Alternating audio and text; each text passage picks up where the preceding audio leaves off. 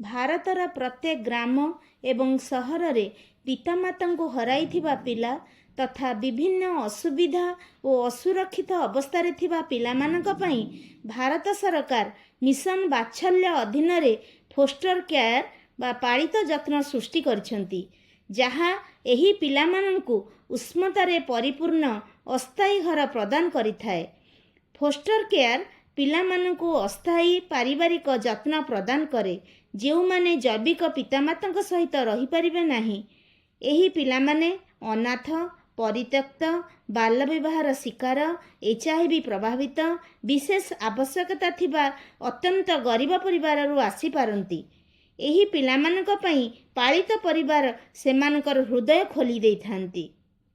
ଯଦି ଆପଣ 35 ବର୍ଷରୁ ଅଧିକ ବୟସର ଜଣେ ଭାରତୀୟ ନାଗରିକ, ଶାରୀରିକ, ମାନସିକ ଏବଂ ଆର୍ଥିକ ଦୃଷ୍ଟିରୁ ସ୍ଥିର ଅଛନ୍ତି, ତେବେ ଆପଣ ପାଳିତ ପିତାମାତା ହୋଇପାରିବେ।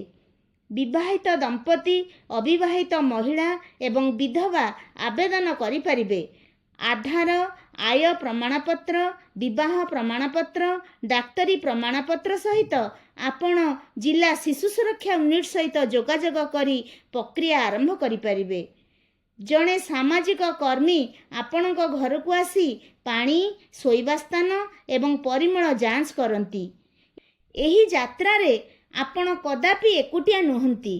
ଜିଲ୍ଲା ଶିଶୁ ସୁରକ୍ଷା ୟୁନିଟ୍ ଏବଂ ଶିଶୁ କଲ୍ୟାଣ କମିଟି ନିରନ୍ତର ସହାୟତା ପ୍ରଦାନ କରନ୍ତି। ଆର୍ଥିକ ସହାୟତା ମିଶନ ବାତ୍ସଲ୍ୟ ମାଧ୍ୟମରେ ଆସିଥାଏ ଏବଂ ଶିଶୁ ଖର୍ଚ୍ଚ ପାଇଁ ଏକ ଉତ୍ସର୍ଗୀକୃତ ବ୍ୟାଙ୍କ ଆକାଉଣ୍ଟ ସହିତ ଆସିଥାଏ। ଏହି ପିଲାମାନେ ସାଂସ୍କୃତିକ ମୂଳ ବଜାୟ ରଖି ବିଦ୍ୟାଳୟରେ ପଢ଼ନ୍ତି, ପାରିବାରିକ କାର୍ଯ୍ୟକଳାପରେ ଯୋଗ ଦିଅନ୍ତି।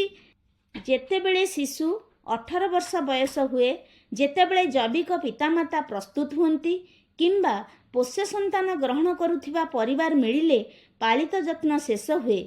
ଯଦି କୌଣସି ଦୁର୍ବ୍ୟବହାର ହୁଏ, ଯଦି ପାଣ୍ଠିର ଅପବ୍ୟବହାର ହୁଏ, ତେବେ ଏହା ମଧ୍ୟ ଶେଷ ହୁଏ। ହଜାର ହଜାର ପିଲା ଅସ୍ଥାୟୀ ଘର ଆବଶ୍ୟକ କରନ୍ତି। ଏଥିପାଇଁ ଆପଣ ଜିଲ୍ଲା ଶିଶୁ ସୁରକ୍ଷା ୟୁନିଟ୍ ସହିତ ସମ୍ପର୍କ କରନ୍ତୁ। ପାଳିତ ଯତ୍ନ ପ୍ରତ୍ୟେକ ଶିଶୁ ଗୁରୁତ୍ୱପୂର୍ଣ୍ଣ।